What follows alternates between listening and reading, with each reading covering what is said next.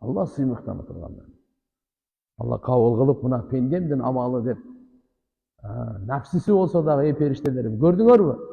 Напсиси болсо дагы, напсисин жеңип, курбандык чалып, ушу амалдарды кылып атат деп мына.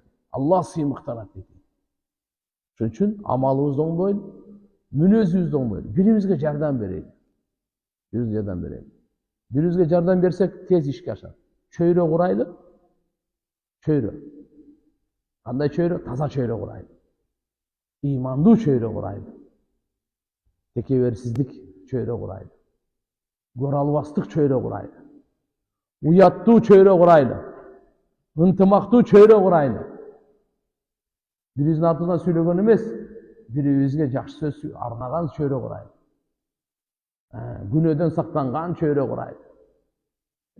Бирибизге жардам колу сунган чөйрө курайлы. Имандуу чөйрө. Ислам чөйрөсү. Тынчтыктын чөйрөсү. Бирибизге жардам берели. Жакшылыкка чакырып, жамандыктан кайтарып, Алла арам иш таштады. Болбойт. Жалган сүйлөгөндү таштайлы. Жалган сүйлөгөндү таштагандан тартып, Аллага сиз сүйкүмдүү болосуз. Жалган сөз таштабасаңыз, Алланын каргышында болосуз. Даже намаз окуп туруп дагы, Куран окуп туруп дагы, Кудай сактасын, жалган сөз таштабасаңыз, ушул намазыңыз, сиздин Куран сизге каргыш айтат. Куранда өзүңүз окуп атпайсызбы? Ланатуллахи алал кадибин. Алланын наалаты болсун жалганчыларга деп. Өзүңүз жалганчы болобу? Өзүңө өзүң Алланын наалатын тилеп атасың. Наалат деп эмнени айтат? Наалат деп тугандар, жакшылыктан кургалган, бактысыз адам, Алладан узак болгон, Алланын райымынан үзүлгөн адамды айтат. Иншалла, биз өзүбүздү иншалла баарыбызга ошого аракет кылайлы. Бирибизге жардам берели. Бирибизди чакырайлы жакшылыкка, жамандыктан кайтарайлы. Бул биздин башыбыздагы иш. Иншалла.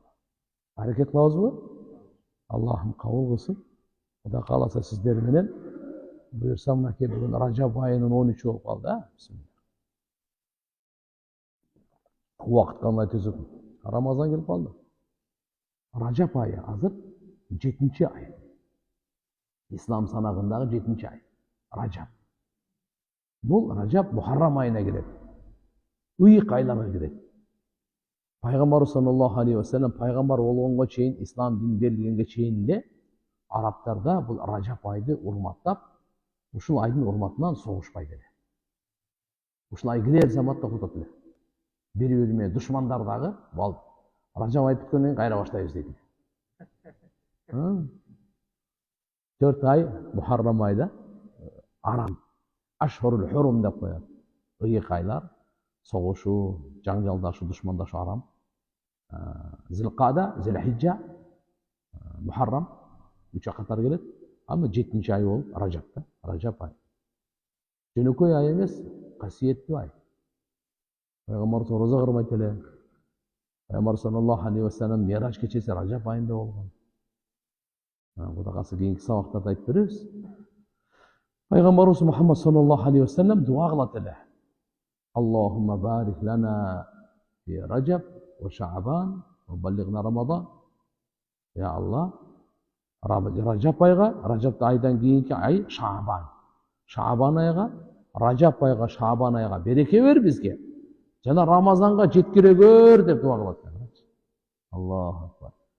Рамазанга ким жетет, ким жетпейт быйылкы Рамазанга Кудай билет.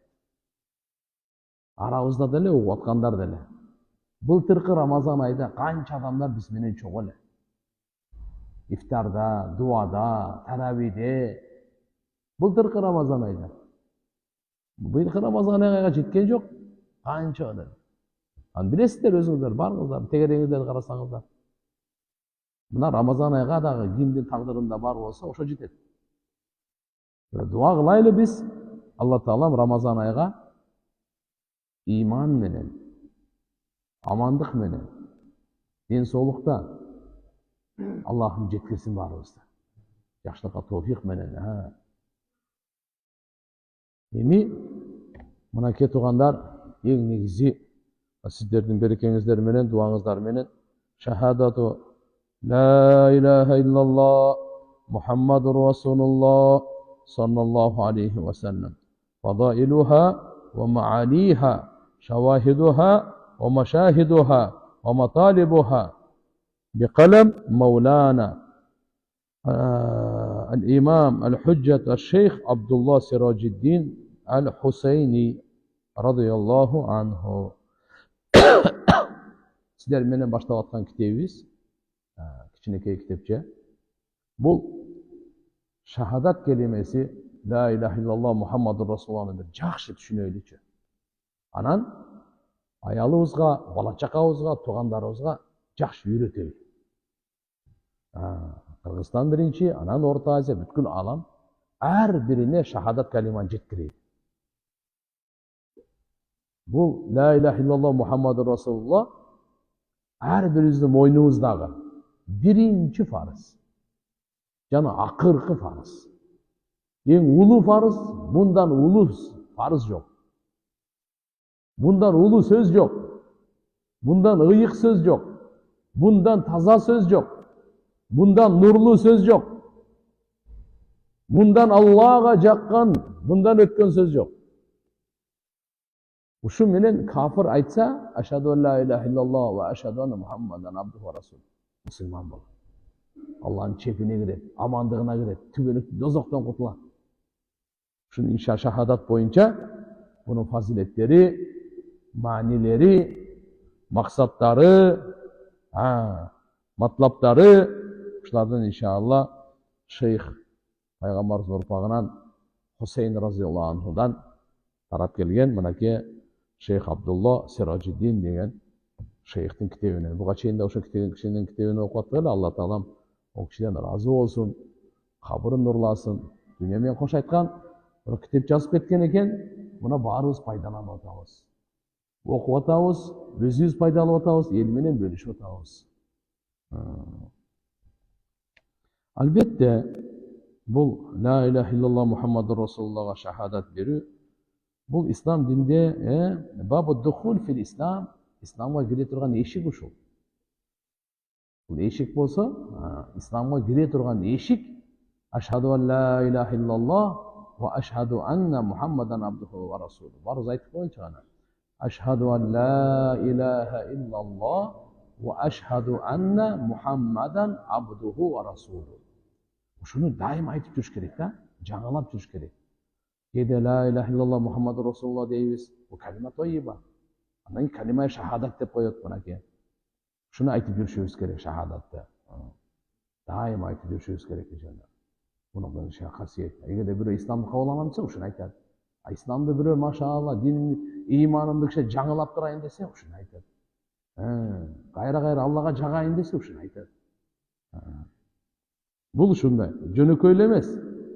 İmandın eң biik darajasına бұл tepkiç бұл. Жүрөктөрдүн мирajı дейт. Ruhlardan miracı dedi bu.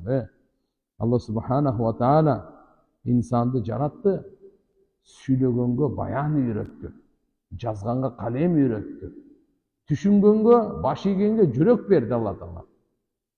İnsanды ушундай кылып Allah subhanahu wa ta'ala жараткан. Ошон үчүн бул китептен максат дейт. Эмне десе, al-maqsud min zalik ta'limul jahil wa tanbihul ghafil wa tazkirul aqil. Барыбызга керек экен. Bilbegen adamga үйрөтүү, kim şahadatты bilbese үйрөтүп koyuşubuz gerek. Biri bilet, бирок bunun talabı var, требованиясы var. Ошондон бекапар жашагандан, бекапарды не дейт? Айтат, бекапарга эскертүү. Бекапар деп унутуп калган, эстен чыгарып койгон, гафил. Ошого танбих, эскертүү. Alem tazkirul akil, akıldılarga nasihat. Bilbegenge talim berip, bilet bирок эстен чыгарып, унутуп калган, бекапар болуп калган ага эскертүү. Акылдууларга машалла эстетүү. Эскертүү, насаат айтуу, ушул максатта. Себеп дегенде бүгүн туугандар Dünya adamların meyesін, adamların жүрегін, adamдың руханиятын ейлеп алды. Бұзып қойды. Бейқапар қылып қойды. Өзінің ықылас тәсірлерін салып қойды. Дүние. Бұндан арылыш үшін мейнет керек. Әрбір өзі-өзді шындай арам нәрселерден, арам ойлардан, бейқапарлықтан. Бейқапар қандай? Ең жаман нәрсе өзін-өзін ұмытып қалу екен да. Адам баласы өзін-өзін ұмытып қалған. Бұл ең жаман нәрсе. Алланың бұл дүниедегі азабы өзі ушул. Бір айтады, азап десең асмандан ілер саған чоқ жағыш керек. Тоқтап тұр. Сен өзіңді өзің ұмытып қалған, бұл өзі азап. Құранда Алла Тағала айтады, Алланы ұмытып қалғандар, Алла Тағала аларды өзін-өзін ұмытыртып қояды дейді. Емнеден жаралғанын ұмытып қалды. Қачан жаралғанын, қантип жаралғанын, емне үшін жаралғанын ұмытып қалған адам. Амалдардың ақыбетін ойлап алған адам. Жалған сөйлейді, ақыбетін ойлап ойды. Намаз оқымайды, ақыбетін ойлап ойды. Арам іштерді қылады, ақыбетін ойлап ойды. Ақыбеті деген будущее. Келечегін ойлап ойды. Ошо натыйжасын ойлап ойды. Последствиясын ойлап ойды. Қандай болады екен? Туған тамаша емес те. Алдыда қабыр тұрады. Алдыда қабырдан теріліп тұрып махшар тұрады. Тараза тұрады. Есеп кітеп тұрады. Сырот көпіресі тұрады. Бейіш тозақ тұрады. Емне деген алдыда ашулары бар туған. Шон үшін адамдарды бүгін жахалат біріншіден ұмытып қалады айтып қойыз бұл. Ұмыттырып қойған. Осы ұмытып қалған жаман нәрсе да. Емнеден жаралғаныңызды ұмытып қалғаныңыз, емне үшін жаралғаныңызды ұмытып қалғаныңыз, бұл ең жаман мұсибат үшін. Бақытсыздық осы жерден башталады. Адам баласы, біз, сіз барымыз емнеден жаралғанды ұмытпай жүрелі. Емне үшін жаралғанды? Жаратушы Құран айтады. Мен сіздерді қантип жараттым, емне үшін жараттым? Ким емнеден жаралдым? Қантип жаралдым, қачан жаралдым, емне үшін жаралдым? Ақыбетім қандай болады дегенді білгісі келсе Құран. Қайқа қайрылсын? Құранға қайрылсын, ақиқат кітепке қайрылсын. Алланың кітебі, Алланың сөзі, Алланың қаулысына қайрылсын. Ақырқы кітеп Құран, ұйық кітеп, нұрлы кітеп, Алланың мужизасы қиямат күнге чейін бардық инсандарға жолдауы Құранға қайрылсын. Пайғамбарымыз 23 жыл түні күні Құранды жеткірді, шешмеледі, айтты, түсіндірді. Әр авалдарда. Түндесі шөтіле, күндізі шөтіле, сапарда, үйде, дұшмандармен қармашқанда, құрсаншылықта, әр учурларда Құран-ы Кәрімде Пайғамбарымыз ақысын берді. Жеткірді. Қиямат күнге шейін Алла Тағалам сақтап қойды. Ешкім бұны бұрмалай албайды, өзгерте албайды, ескерте албайды, жоқ қыла албайды. Ешкім. Себебі қиямат күнге шейін келе тұрған инсандарға жолдама қалыш керек та. Бұзылмаған, бұрмаланбаған, тақ, тура, түптіс жол қалыш керек та. Ошо жол Құран-ы Кәрімде. Ошодан бейқапар болған чатақ десе. Мынаны қараңыз. Бұның мисалын алымдар мында дейді да, наша чеккен адам дейді. Туа қылдым, наша чеккен адам өзін ұмытып қалады екен да, өзін білбей алады екен. Кімдің атасы, қай жерде жатады, қай жерге барыш керек еле. Білбей екен. Өзін білбей алады. Құды мұшында кім Алланы ұмытса, Алла Тағала бұл дүниеде аға жаза беріп, өзін ұмытып қалады. Манisi қандай? Емнеден жаралған, емне үшін жаралған, последствиясын ұмытып қалады. Мұны Алланың жазасы бұл. Бұл ойда болсын. Кішкене отырымдық жашауға денсаулық беріп қойғанда, деп қиынсына өрбесін. Истидраж деп қойды. Кішкене Алла Тағала мөөнет беріп отады, көзің ашсын деп беріп отады Алла Тағала. Bunun manisi sen ошо күнөөлүк кыла берсең, ана сага жыргап атып, Алла ыраазы болуп аткан үчүн ошон үчүн берип аткан жери жок. Сен ишиң ошон үчүн жүрүп аткан жери жок, билип кой. Мен күнөө кылып атам дагы ишим жүрүп атат депчи, кээ бирлер айтат. Жок. Буну истидрач деп коет. Бул жаман нерсе. Бул баягы тышкан кармай албаган тышканга кайра эт бересиң го. Акырын. Я, кудум ушундай да. Мошти чабыш үчүн да мунучу. Билип койсо. Бага. Ошон үчүн туугандар, мынакей бүгүн үммөт өзүнүн дининен бейкапар болуп калды, билбей калды. Диндеги эң негизги ишеним, иман, этикад, акыйда, өзүбүздүн Аллага болгон ишеним. Динибиз, андан кийин ибадаттарыбыз, адеп ахлактарыбыз. Ошон үчүн адам буга билбей калыштыгы уруксат эмес да. Сөзсүз билишибиз керек деген сөз да. Балки барып туруп бекем ишенимдүү, мисалы биздин периштелер биздин жаныбызда жазып атат, өлгөндөн кийин кайра тирилебиз. Мынандай бекем ишенимдерге, этикадтарга шектене баштадылар. Өлгөндөн кийин кайра тирилүү барбы депчи. Тооба алдым. Эмне үчүн? Динибизди өзүбүз үйрөнбөгөндүктөн. Куранда эмне деп айтат Алла Таала? Kur'an'da diyor زَعَمَ الَّذِينَ كَفَرُوا أَنْ لَنْ يُبْعَثُوا قُلْ بَلَى وَرَبِّي لَتُبْعَثُنَّ ثُمَّ لَتُنَبَّؤُنَّ بِمَا عَمِلْتُمْ وَذَلِكَ عَلَى اللّٰهِ يَسِيرٌ. Kur'an alıyor. Kafirler aytışa degende kayradan tirilүү деген жок нерсе дейт экен да. Kafirler ушинтип ишене деген.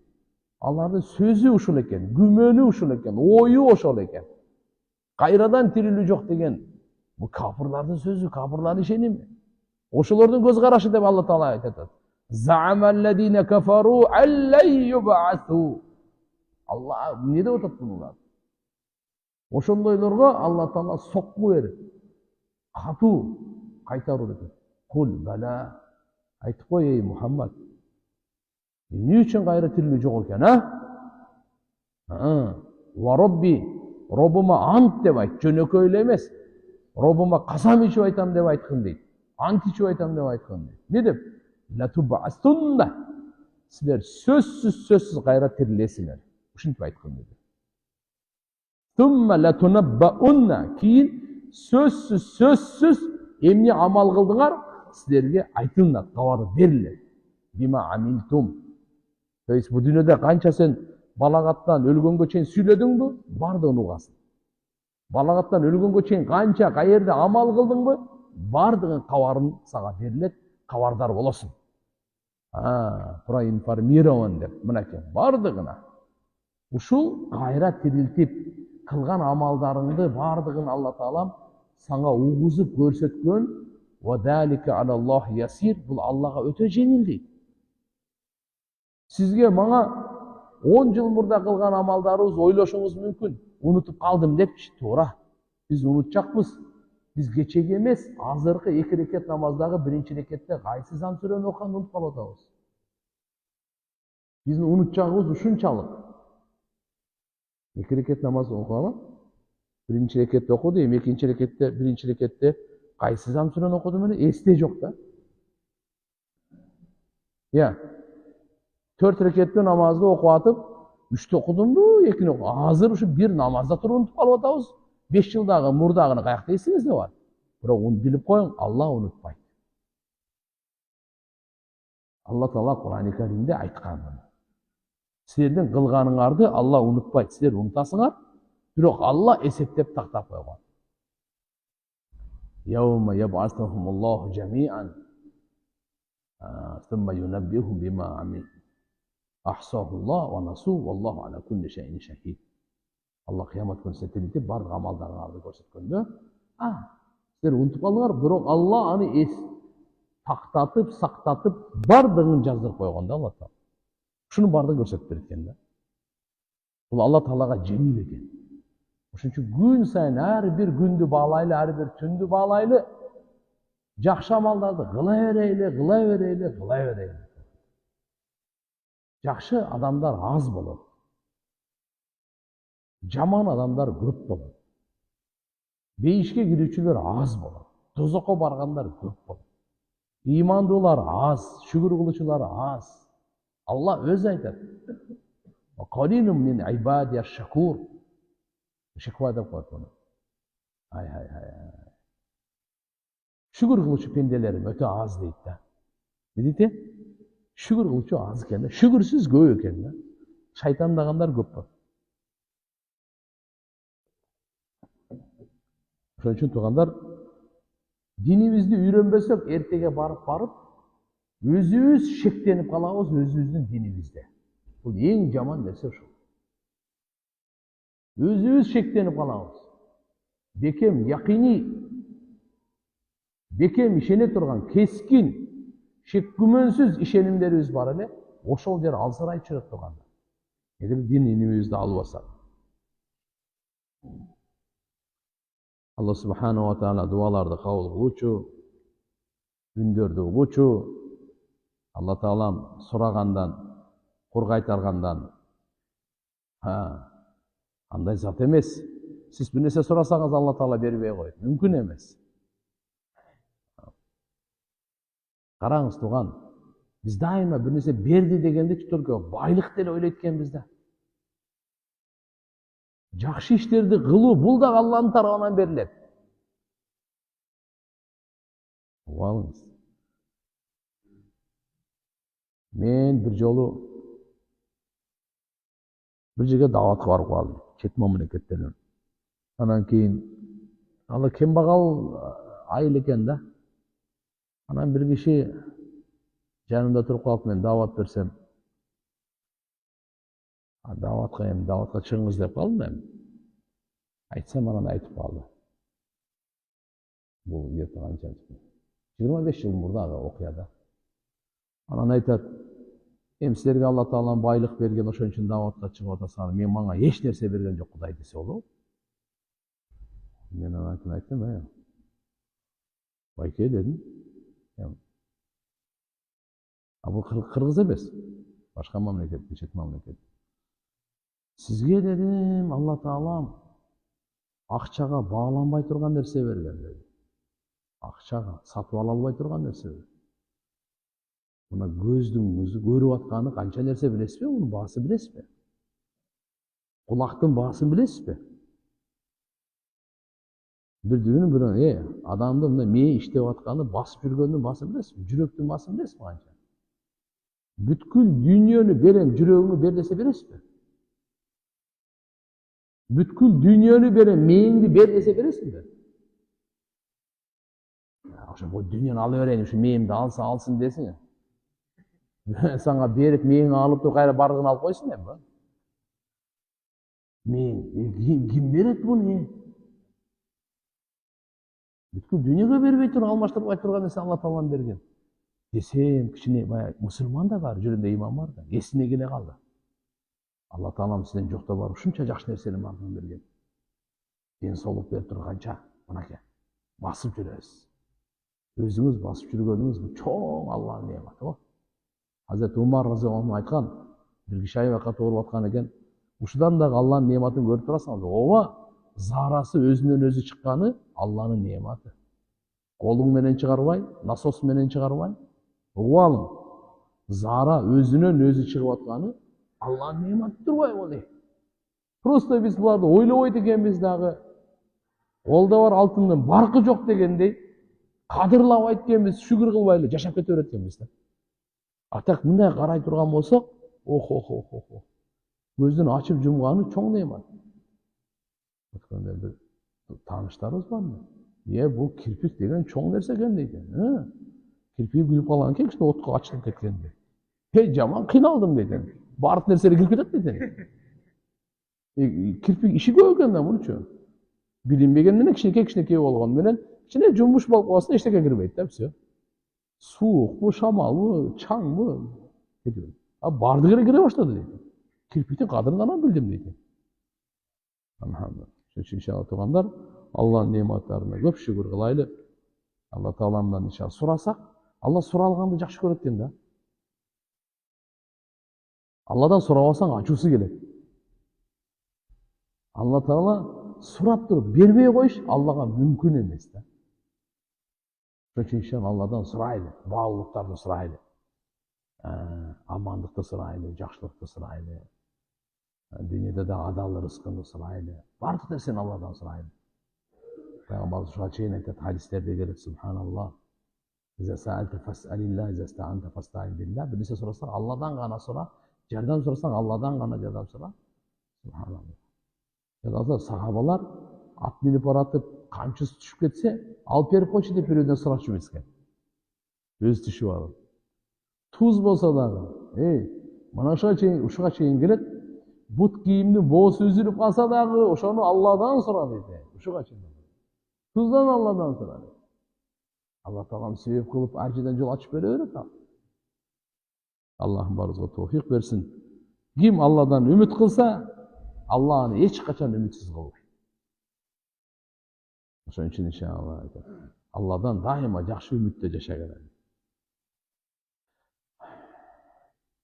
Sahih Bukhari'de, Müslim'de rivayet gelir. Abu Hurayra radıyallahu anhu'dan Peygamber sallallahu aleyhi ve sellem ayet. Umirtu an nuqatilen nas hatta yaqulu La ilahe illallah. Femen kâle la ilahe illallah aslama minni maluhu ve nefsehu illa bihakkiha ve hisabuhu anallah azza ve celle. Peygamberimiz Muhammed Aleyhisselam jana bardık peygamberler La ilahe illallah uşunu aytış üçün, uşunu jetkiriş üçün gelgen dünyaga. Şu la ilahe illallah'ını ornotu üçün gelgen bardık peygamberler. Maksat uşul bolчу. Пайгамбарыбыз мага буйрук берилди дейт. Эгерде ошо ла илаха илlallah деп айтканга чейин согушканга, ла илаха illallah деп айтканга чейин. Ким айткан болсо болду. Өзүнүн малын дагы, жанын дагы сактап калды. Илля би хаккиха. Бирок Кудай сактасын. Эгерде бирөөнү өлтүрүп койгон болсо, Кудай сактасын. Атайлап анда ал дагы өлөт. Жана башка есеп китеби жараткан Алла Таалада. Hatta yeşhadu en la ilahe illallah ve yu'minu bi ve bima ci'tu bihi. Müslim'in rivayetinde la ilahe illallah degenge çeyin güreşkenge mağa buyruk verildi. Savaşkanga çeyin buyruk verildi. Jana mağa iman keltirgenge çeyin, jana men alıp kelgen nerseniге iman keltirgenge çeyin dep aytadi. Müslim'de rivayet kelet. Abu Malik Aş'ari atasından rivayet kılat. Peygamberimizden uqqanmın deyt. Men qala la ilahe illallah ve kefara bima yu'badu min dunillah harramallahu damahu ve malahu ve hisabuhu anallah azza ve celle. Kim la ilahe illallah dese, jana Allah'dan başkaga ibadat kılgandardı chetke kaksa, bul Kuday emes, bul taş. Bul too, bul sölököt, bul krest, bul kök, bul darak, bul gün, ay, sıyınganga layık emes. Bu Kuday emes bu. İlah emes bu. Sıyınganga layık emes bu. Bunların bardığını jaratkan bir Allah gana. Dese Allah Taala anı dozok otuna aram kılat eken. Dozok aga aram, al dozokka aram. Anı malı canı dozokka aram. Canı esevi Allah Taala'da. Bu imandın Peygamberimiz aytkan bir rivayette 63'ten 69'a çeyin, bir rivayette 73'ten 79'a çeyin. Bu tağı var degende. İmanın şu kança bu tağı var deydi. Bidva sab'una şu'batan. 73'ten aşık bu tağı var. Ve afdaluha kavle la ilahe illallah. Oşonun en abzeli la ilahe illallah kende. Kavle la ilahe illallah sözü şu. İmandan en abzeli bu tağı. Alemi ve adnaha deyt, en tömönü kaysı deseniz, en abzeli, en ulusu la ilahe illallah sözü olsa, en tömönü imatatul ada anit tarik. Joldan adamga ziyan bere turgan nerseni alып taştоо. Bu da imandan eken. Joldu tazalap koyu, adam öte turgan jerge, oşon üчүн Peygamberimiz aytkanda, adam öte turgan jerge oturubagıla. Bulgabagıla. Oşondoylorgo naalat degen da. Naburu tazalap ketkile. Taş, tiken, şişe, sınık. Даже сыйгаланып кете турган нерсе, адам ошол жерден зыян тартып калбасын. Биздин устазыбыз айтат эле, банандын дагы кабыгын таштап койсоң сыйгалак болот да. Ошонун үстүн бирөө билбей басып алып сыйгаланып кетпесе, ошондо алып кой. Бадамдын кабыгы бар го, сөөгү бар го, сырты. Ошолордон дагы мисалы бирөөнүн бутуна кирип кетпесин. Ушуга чейин ушу жолдон көрүп калсаңыз алып коюу имандан экен бул. Бул иман. Жол тазалап коюу, тоскоолдук кылган нерсени алып таштоо иман да. Вал хаяу шу'батун ал иман, уяттуулук имандын маанилүү бутагы деп айтты. Ушул жерде дагы мынакей туугандар, Пайгамбар саллаллаху алейхи ва саллям айтат, имандын эң биринчи жана абзел бутагы ла илаха иллаллах сөзү. Ла илаха иллаллах сөзү менен иман тазаланып турат, туган, иман тазаланып турат. Абу Хурайра разияллаху анху риваят бар, Пайгамбарыбыз айткан, Пайгамбар саллаллаху алейхи ва саллям айткан, «Жаддиду иманакум». Иманыңарды силер тазалап тургула, жаңыртып тургула, жаңылап тургула. Пайгамбарыбыздын буйругу. «Жаддиду иманакум». Иманыңарды тазалап тургула. Демек, иман эскиреб экен, а? Жаңылап тургула деген буйрук келип атат. Иман эскире деген. Кыйла я Расулаллах, кайфа нуджаддиду иманана. Пайгамбарыбыз ушинтип айткандыктан сахабалар Пайгамбарыбызга суроо берди. Я Расулаллах, кантип иманыбызды тазалайбыз? Кантип жаңыртабыз? Кол аксиру мин каули ла илаха иллаллах. Ла илаха иллаллах сөздүчү көп айткыла, иманыңар тазаланып, жаңырып турат. Жаңыланып турат иманыңар дейт, жаңыланып турат. Биз жаңы машина айдаганды жакшы көрөбүз. Жаңы кийимди кийгенди жакшы көрөбүз. Свежий тамакты жегенди жакшы көрөбүз. Бир жумадан мурда жей берелиби? Жок эмес, бардыгы эле жаңы болсун дейбиз да. Жаңы баары жаңы экен да. Пайгамбарыбыз айтып атат, иманыңарды жаңылап тургула. Тазалап тургула. Кантип деди? Ла илаха иллаллахны көп айт. Раваху Ахмад. Хия мин акбарил хасанат аллати тукаффиру сайyiat. Жакшылыктардын эң чоңу ла илаха иллаллах экен. Күнөөлөрдүн бардыгын жок кыла тургандын эң чоңу. Абу Зар разияллаху анху риваят айтат, культу я Расулаллах аусини. Пайгамбарыбызга айтып калдым, мага осият кылыңызчы, бир керез айтыңыз. Факала саллаллаху алейхи ва саллям, пайгамбарыбыз айтты, "За амилта сайyiatan фатбиха хасанатан табхуха." Бир жаман иш кылып алсаңчы, аркасынан жакшылык кылып кой, аны өчүрүп салат деди да. Өчүрүп салат. Бир жаман иш болуп калдыбы, артынан сөзсүз жакшы иш кыл. Ал ушу жаман алдын кылынган жаман ишти артынан келген жакшы жууп салат экен. Innal hasanat yudhibna sayyiat. Жакшылык жамандыкты кетирет. Пайгамбар саллаллаху алейхи ва саллям Абу Зар разияллаху осият кылың деп осият сураганда ушуну айтып атат. Бир жаман иш кылсаң, артынан жакшы иш кыл деп. Айтат, факульту я Расулаллах, аминал хасанат ла илаха иллаллах. Ла илаха иллаллах ушу жакшы иштерге киреби деди. Бая жамандыкты өчүрө турган. Пайгамбар саллаллаху алейхи ва саллям айтты, хия афдалу хасанат. Бул жакшы иш эмес, жакшы иштердин эң абзели ушул өзү деди. Жөнөкөй эле жакшы иш эмес экен да бул. Бул эң абзели деп атат. Кокс карап туруп жаман бирөөгө оюң кетип калды, жаман көзүң кетип калды, жаман нерсени билип билбей угуп алдың, жаман нерсени билип билбей сүйлөп алдың. Бир кандайдыр сенен бир жаман нерсе болуп калды эле, артынан эмне кылыш керек экени? Ла илаха иллаллах айтсаң, жок да уже. Ла илаха иллаллахтын алдында эч ким жок. Чүнкү дозоктагы жок. Алдында эмне экени? Ла илаха иллаллахтын алдында эч ким тура албайт. Эч нерсе тура албайт. Баарын талкалайт.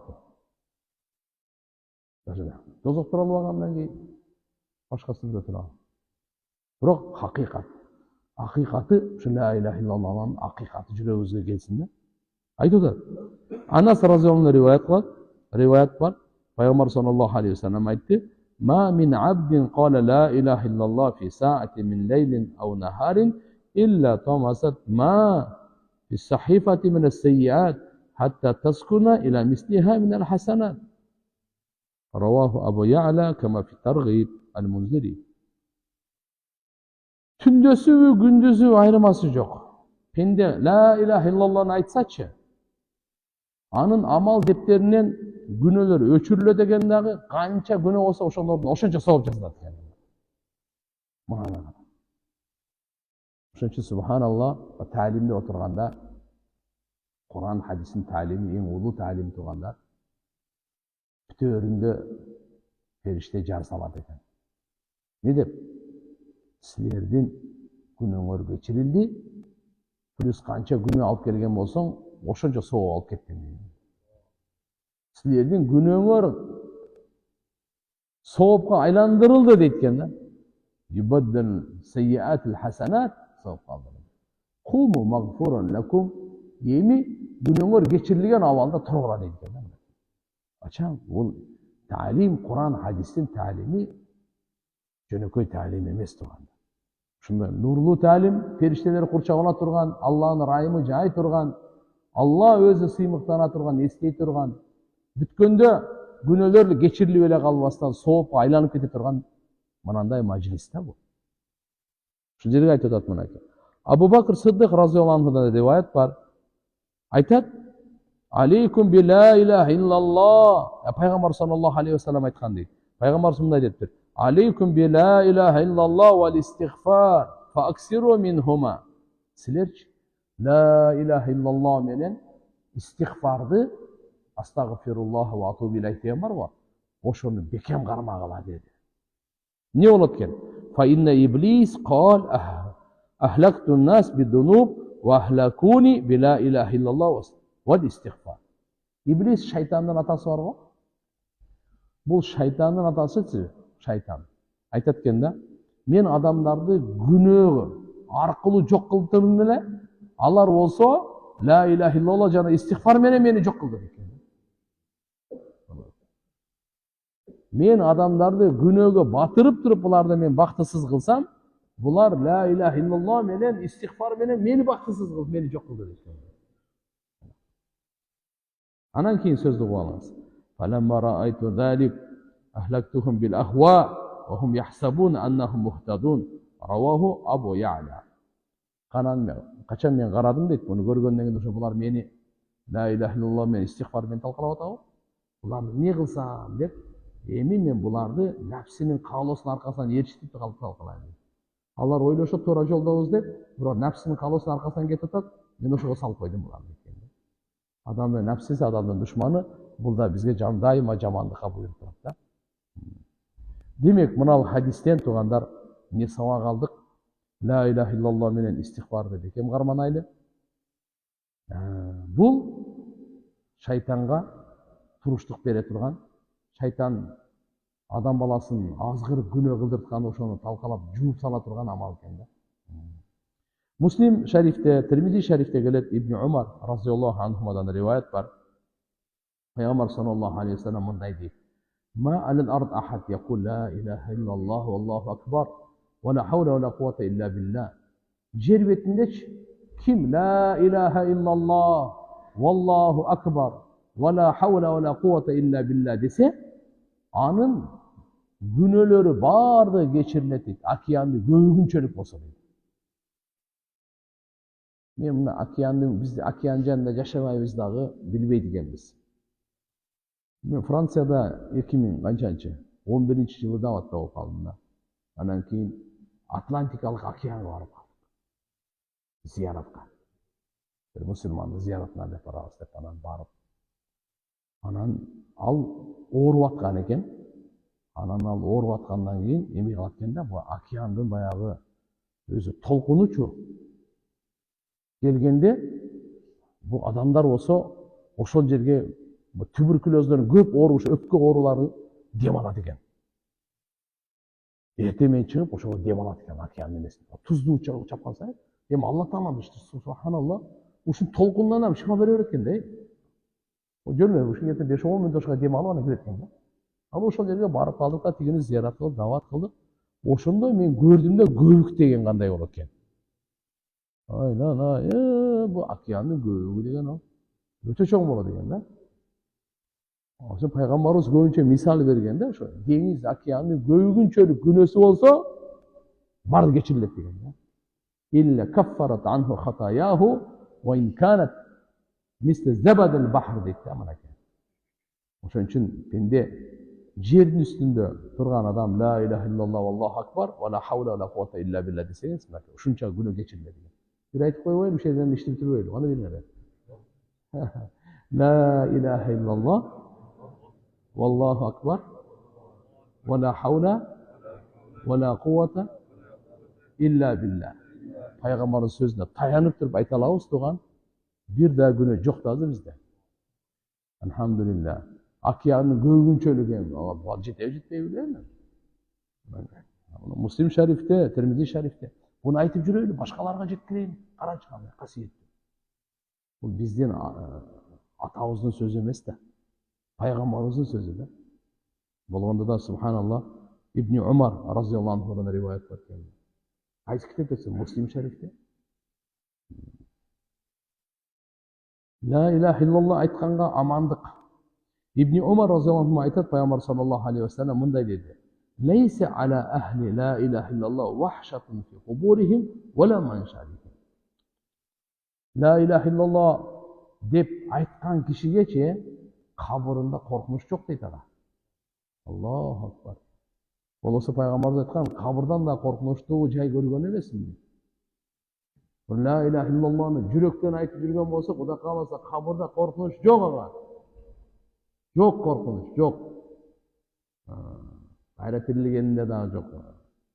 Wa ka'anni anzur ila ahli la ilaha illallah wa hum yanfuduna at-turab an ru'usihim wa yaqulun alhamdulillahi alladhi adhaba 'anna al-hazan. Пайгамбар айтат, мен la ilahe illallah деп айткандарды көрүп турам мындайга. Алар топырақтан Алла Таалам тирилтип атканда, башынан топырактарды күйүп, Алхамдулиллахиллади, бардык мактоо Алла Таалага болсун. Адхаб аннал хазан, бизден кайгыны кетирген деп турат экен. Бул дегени пайгамбарыбыз кайра тирилгенин мен көрүп тургандай болуп айтып атам силерге деп атат. Болгондо bir rivayette leysa ala ahli la ilahe illallah vahşatun indel maut ve la indel kabr deb kelет ekan.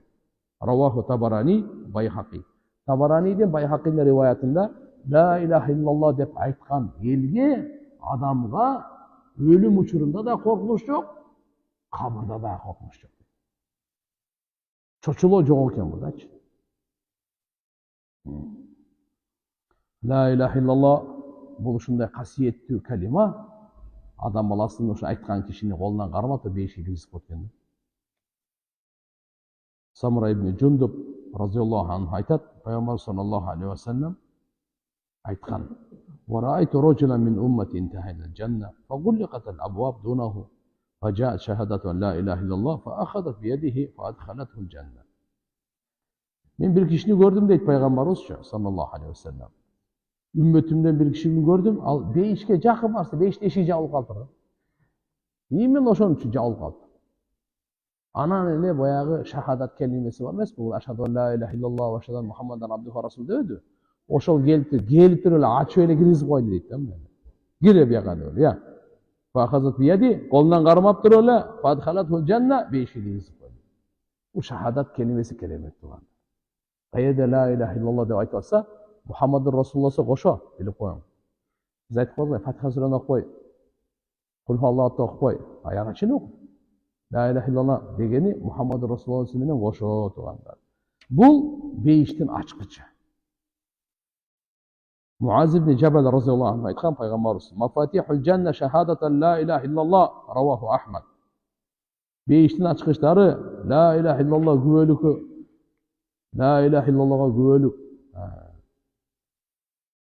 Çin jürögümen aytkan adam tüz beşik gibi. Zayd ibn Arkam razıyallahu anh aytat Peygamberimiz la aytkan kim la ilahe illallah muhlisan man kâle la ilahe illallah muhlisan dakhala cennet. Kim ihlas menen la ilahe illallah'ını aytsa beşike giret dedi. Qila ve ma ihlasuha. O la ilahe illallah kalimanın ihlası menen dep ayttınız. Bu ihlasın manisi ne dep soralganda Peygamberimiz aytkan tahcizahu an maharimillah. Bu kalima Алла арам кылган нерседен адамды токтотсун дейт. Мына ушу калиманын ихласы экен. Эми ушул жерде токтой эле тургандар, калиманын ихласы менде барбы же жокпу? Сизде барбы же жокпу? Ар ким өзүн ойлосун. Эгерде ушу калима мени арам нерселерден токтотуп аткан болсо, Алла арам кылган нерседен токтотуп атса, анда менде калиманын ихласы бар. Болбосо калиманын сүрөт, картинасы бар. Ал деле алхамдулилlah жөнөкөй эмес, пайдасы бар. Бирок максат мынага келиш керек экен туган. Калима ла илаха иллаллах Мухаммаду Расулуллах бизди арамдан токтотсун. Ушул калиманын ихласы болот. Кимден канча 1000 арамдан 900-дөн токтотуп 100 пока кетип атат орда. Барып азайды. Алхамдулилlah бир убакыт келди, болду. Бул адамдын жашоосунда бир да чоң күнөө жок. Кичине күнөөлөрдүн баары даарат менен эле жок болот. Калып кеткени намаз менен. Азмасы ылдыйда көрүнбөй калгандары бар. Чоң күнөөдөн эле сактанса, кичине күнөөлөр болду. Ал жөн эле даарат намаз менен эле жок болот Алла. Ошон иншалла баарыбызга Алла таала товфик берсин. Пайгамбарыбыз айтат, мынакей, чоң күнөө, гыйбат чоң күнөө бул. Текеберлик, эки жүздүүлүк өтө чоң күнөө. Аллахым баары сактасын. Hazret Huzayfa radıyallahu anh aytат. Пайгамбарыбыз саллаллаху алейхи ва саллям мен көкөрөмө жөнөнүп турат эле дейт. Айтты, ла илаха иллаллах деп ким айтса, хутима лаху биха дахала жанна. Бейишке кирди деген мөөр басылат дейт. Ва ман сама яуман ибтига вajhillah, ким Алланын ыраазычылыгы үчүн бир күн ораза кармаса, хутима лаху бихи дахала жанна, ал бейишке кирди деп мөөр басылат. ومن تصدق بصدقة ابتغاء وجه الله ختم له دخل الجنة. Kim Allah'ın razıçılığı için bir sadaka verse, beyişke girdi деген möөр basılat. 3 möör de aytты da. Uşul hadiste La ilahe illallah'ını aytkan adamga, Allah'ın razıçılığını izdep bir gün oruza tutkan adamga, Allah'ın razıçılığı için bir som sadaka vergen adamga beyişke girdi деген möör basılat deydi. Demek sözsüz ihlasты kontrolde turuşumuz gerek eкен. Sözsüz. Uşun muhtaçıyla verip koyun debey, Allah'ın razıçılığı için ver. İmam Şa'ravi rahmetullahi aleyhi aytат da, İmam Şa'ravi degen misilden çoğun aldım ötkön. Sençe Allah'a ibadat kıl. Allah sana bersin depmez, Allah'ın razılığın tavam dep kıl. Allah razı olsa sana tөгүп берет дегенде. Азыр ибадат кылтабыз менен ишим жүрүшүп кетсинчи депчи. Алла Таалам байлык берсин, мансап берсин, ишке орношуп калайын деп ибадат кылып атат. Сен Алланы разы кылыш үчүн ибадат кыл. Алла берсин мага деп ибадат кылып дейт да. Allah razı olsa senin, sana tөгүп берет, эсептей албай каласың, билбей каласың, жыйнай албай каласың. Allah subhanahu wa ta'ala Allahu akbar. Казынасы кең. Тугандар, биз Алланы, Алла Таала дүние берсин деп ибадат кылбай, Алла разы болсун деп ибадат кылайлы.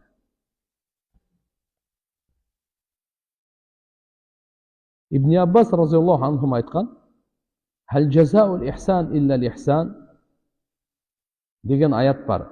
Жакшылыктын акысы жакшылык. Жакшылыкка бериле турган сыйлык жакшылык. Жакшылыкты кылдыңызбы? Всё, сизге бериле турган только жакшылык. Hal jazaa'u man qala la ilaha illallah anta dukhulul janna. Allahu akbar. Эми караңыз, la ilaha illallah'нын бул улуу жакшылык экен. Bunun сыйлыгы эмне десе, бейиш дейт.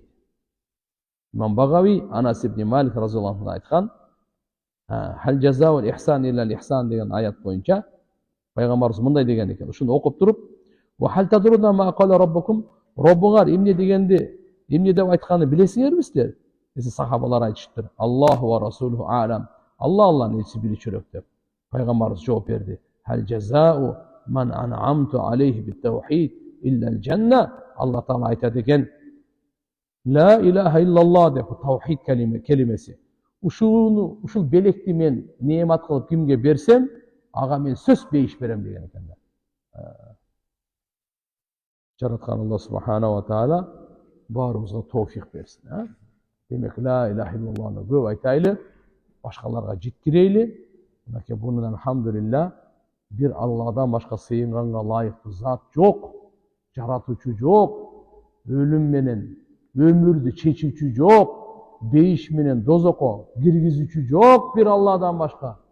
Rızkı vergen özü, saktauçu özü, nemat vergen özü, tün alıp kelgen özü, gündüzü alıp kelgen özü, aydı jaratkan özü, gündü jaratkan özü, şamal ottu jaratkan özü, barıgın özü jaratkan. Periştelerdi da, jinlerdi da, insanlardı da, hayvanlardı da, barıgın Allah subhanahu. Özü gana layıklı sıyınıva. Kuda kalasa keyinki anan emesini okup ketebиz, azamındaki paydalarına akırı gel atabız. 9'da geldik kuda kalasa inşallah. Bir iki soru varken cevap verip koyla. Namaza vakt var yok bu? Kaçar? 20 mı? Meri bana neme kılıp koycu. Assalamu alaikum ustaz. Yaşım 30'da үйлөнө элекмин. Бойдокторго bir жакшы мотивация берип коюңузчу. Жана ыймандуу жакшы кызга жолуксун деп дуа кылып коюңуз. Мотивация берип элатабыз. Meni зарядник кылып алдыңар. Allah razı olsun inşallah. Bardıq şu yaşlarımızga Allah Taala iymandуу kızlardı nasip kılsın. Kızlarımızga iymandуу baldardı nasip kılsın. Kuda kalasa nike gayip dep koyat. Allah Taala sizdin uyuңuzdun bosogosuna giret degen kız başka bosoga hiç kaçan girmeydi. Kudayım inşallah. Albatta hareket boluş gerek. Dua menen Rabbi lima enzelte ileyye min hayril fakir degen. Destere duanı. Ulamalar, alimler boyunca uşunu Musa Peygamber aytkan söz ele. Şu duadan keyin Musa Peygamber üylөнгөн deyt da. Allah Teala hajetini bitirip olur. Kur'an-ı Kerim'de gelir. Rabbi lima enzelte ileyye min hayril fakir degen. Yine alıp yazılasa. Lakin Rabbana hablana min azvacina ve zurriyetina kurrata a'yun ve cealna lilmuttaqina imama degen. Üçüncü dua Allahumma khirli vahtarli degen. Uşa göңүл burup inşallah dua kılıp jaşlaka inşallah hareketler kılıp bulursa inşallah işlemesi yok. Uyat çok bir yerde üyleniş gerek. Allah Teala'nın bergen burada bardıq paygambarlar sünneti. Paygambar söz aytkan, üylөнгүлө, aknike menen baş koşkula, göböygүlө. Men kıyamat günü ümmetimnin köpçülügü menen sыймыктанам degen. Kapırga karız bolup kalganbız. Alardı tappay kaldı. Karızın bereyin desek, alardın atынан sadaka beriş gerekpi? Kıyamatta surak kanday olur. Hareket kılıveriniz dağıleçe. Hazır biri-birin tavuğu öte jеңил bolup kaldı. Çoğun alan bolgonu menençe, bu çoğun ayılık aylanıp kaldı. Hazır internetin doğru. Biri-birin tapkan oңоyrak. Сүйлөшүп байланышка чыгып, аракет кылыңыз деп атканымда. Анан кийин кокус ошонун туугандары болуп калса дагы жакшы болмок. Туугандарына берсеңер деле кутулуп каласыңар. Анан таптакыр өзүн таппай, туугандарын деле таппай койсоңор, андан кийин ошону садакага бериңер. Өзүңөргө алып калбай. Бейбечаралар, кембагалдарга берип бергиле. Usta zamzam suğunuzdan şifa üçün balama içiriniz umradan alıp gelgenimizden dem salıp veriniz şey. Meyli inşallah o da kalasa demek alıp vereyim. Telefonun barıken buna estet koy şimdi. Больницадан келдим, 10 жашар балам, Нурадилге дуа кылып коюңузчу. Врачтар дарылайбыз деп эле darıla alбай жатышат. Bir böйрөгү эле иштеп жатат. Аллахым шифа берсин. Нурадилге жана бардык ооругандарга мына кат менен жазып үйлөнөйүн дегендерге niyetinde olanlar Allah'ım imanlı cuvaylar nasip kılsın. Amin. Elhamdülillah ve salatu vesselamu aleyhi. Rabbena atina fid dünya hasana ve fil ahiret hasana ve qina azabannar. Allah'ım bardık maqtoğlar sana olsun. Bardık şükürler, alkışlar sana olsun. Bardık mülk sana taandır. Bardık yaxşılıq senin kolunda. La ilahe illallah Muhammed Resulullah kelimenin hurmatı mene surana olsun. Ya Allah şunu radilge cana bardık orvatkanlığa şifa ver. Toluq turuqtu tez ara ya Allah'ım özün şifa ver.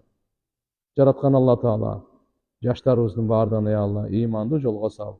İmandı şeriflerin özün taap ver. İmandı joldaşların, imandı juvaylar ya Allah özün buyurgunda. Bar ozga ya Rabbil Alamin. İbadat köy, uyattu, jönököy ya Rabbil Alamin berekeli yaşa ver. Elibizge, jurtubuzga, mamleketibizge tinchlik, amanlyk, birtuganlyk nasip kılgın ya Allah. Günden günge, tünden tünge özüňe jakyn kılgın ya Allah. Barybız ya Rabbina kemçilik, hata günahlarybızdy özüň keçirgin, özüň joýgun. Ortabızga yntymak birindilik, dostluk bergin ya Rabbina. Kıyamat günü yüzübizde jarık kılgın ya Allah. Kur'an'a dost kılgın, Kur'an'a sırdaş kılgın. Peygamberin şefaatine bölegin. Bir rahmetle ya Erhamer Rahim.